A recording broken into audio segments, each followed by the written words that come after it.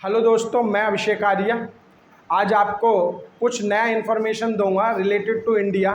तो हम लोग सीधे समय को ना जाया करते हुए हम सीधे सीधे अपने काम पर आते हैं और कुछ सीखने का प्रयास करते हैं। जैसे सबसे पहले मैं भारत का नक्शा बना रहा हूँ, उल्टा पुल्टा बन जाए कोई दिक्कत वाली बात नहीं है, हमको तो बस समझना है। जैसे अगर हम बात करें, ये मैं भारत का बनाने का प्रयास कर रहा हूँ नक्शा, मैप। आप लोग देखना बस, एक छोटी से मैप में हम लोग कितनी चीज़ों को सीख पाएंगे। सपोज दैट ये इंडिया है हमारा, ये इंडिया, भारत। हमारा आज का टॉपिक रहेगा भारत की अवस्थिति। भारत की अवस्थिति कि भारत की अवस्थिति क्या है। ये भारत है और बच्चों यहाँ पर अगर हम देखें तो ये हमारा ग्लोब है, पृथ्वी है ये हमारी। इस पृथ्वी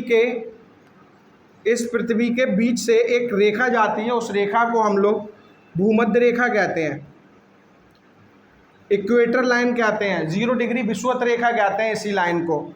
इस रेखा के उत्तर की ओर बढ़ेंगे तो 23.5 डिग्री नॉर्थ जरूर लिखना, उत्तरी अक्षांश सही है। 23.5 डिग्री उत्तरी अक्षांश को कर्क रेखा कहा जाता है, ट्रॉपिक ऑफ कैंसर कहा जाता है, ट्रॉपिक ऑफ कैप्रिकॉन, सॉरी इसको बोलते हैं ट्रॉपिक ऑफ कैंसर। और 23.5 डिग्री दक्षिण की ओर जब आएंगे, साउथ की तरफ आएंगे, 23.5 डिग्री साउथ, तो इसको हम लोग मकर रेखा कहेंगे, ट्रॉपिक ऑफ कैप्रिकॉन। अगर हम भारत के देखें तो हमारा भारत कर्क रेखा को आधा आधा काटता है, तो 0 डिग्री से ऊपर, यानी अगर इस साइड में जाते हैं तो ये हमारा पूरा का पूरा पड़ता है बेटा उत्तरी गोलार्ध, और नीचे का पड़ता है 0 डिग्री रेखा के नीचे पड़ता है बेटा दक्षिणी गोलार्ध। दक्षिणी गोलार्ध अगर बात करें, इसको अंग्रेजी में कहेंगे नॉर्थ हेमिस्फीयर और इसको कहेंगे साउथ हेमिस्फीयर। तो भारत को अगर पूछा जाए भारत पृथ्वी पर किस गोलार्ध में है, आप लोगों का आंसर होगा भारत पृथ्वी में उत्तरी गोलार्ध में स्थित है बेटा। कहाँ स्थित है? उत्तरी गोलार्ध में स्थित है। अब स्थिति को देखते हुए हमें दो चीज़ें और पता होना चाहिए। ये मैं दो चीज़ें एक साथ बना दे रहा हूँ। ये काल्पनिक रेखाएं हैं जो पूरब, इधर बेटा पूरब है और इधर पश्चिम है। काल्पनिक रेखाएं वे जो पूरब से पश्चिम की ओर डाली गई हैं, ये कहलाती हैं अक्षांश रेखाएं। अक्षांश रेखाएं इनको बोलते हैं लैटिट्यूड लाइंस। और जो उत्तर से दक्षिण की ओर डाली गई हैं, यह है बेटा उत्तर और यह है बेटा दक्षिण, इनको बोलते हैं देशांतर रेखाएं, लॉन्गिट्यूडनल लाइंस। लॉन्गिट्यूडनल लाइंस, देशांतर रेखाएं।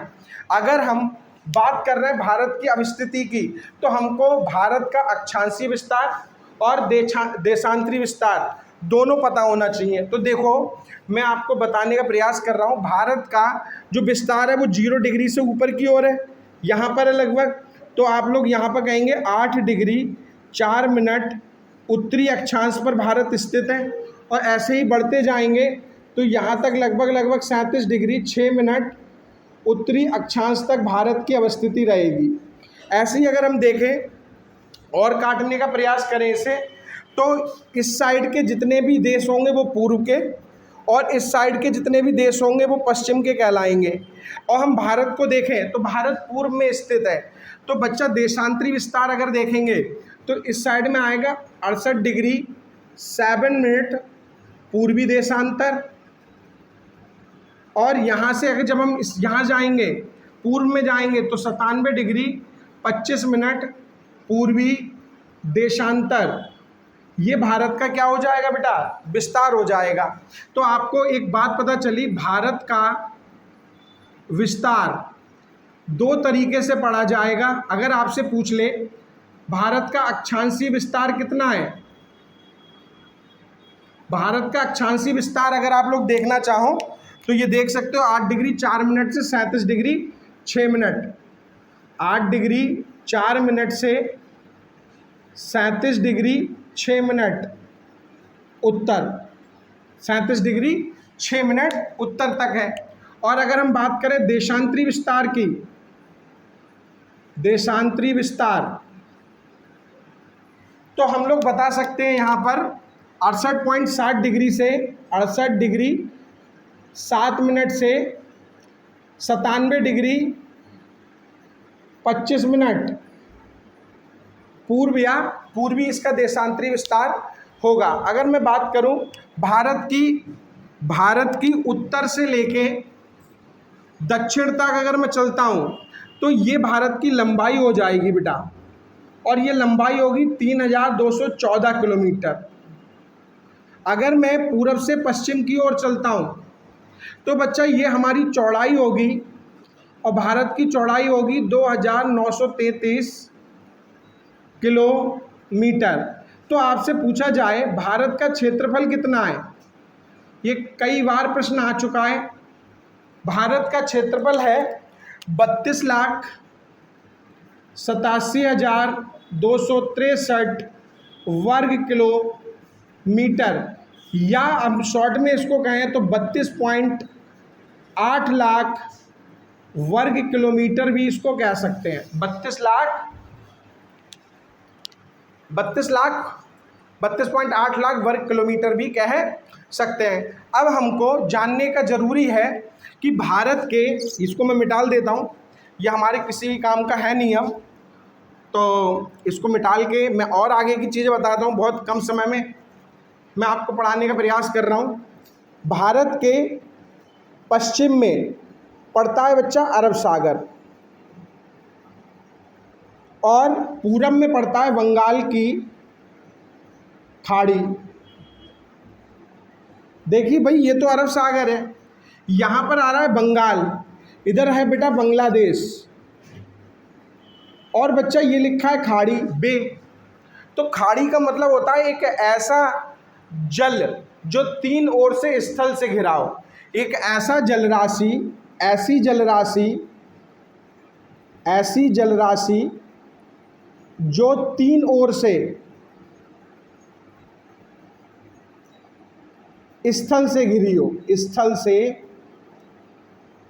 घिरी हो, इसको बेटा हम लोग कहते हैं खाड़ी। अब आपसे पूछा जाएगा अरब सागर में भारत के कौन से द्वीप हैं, तो अरब सागर में कौन सा द्वीप है, और आपसे पूछा जाएगा बंगाल की खाड़ी में कौन सा द्वीप है।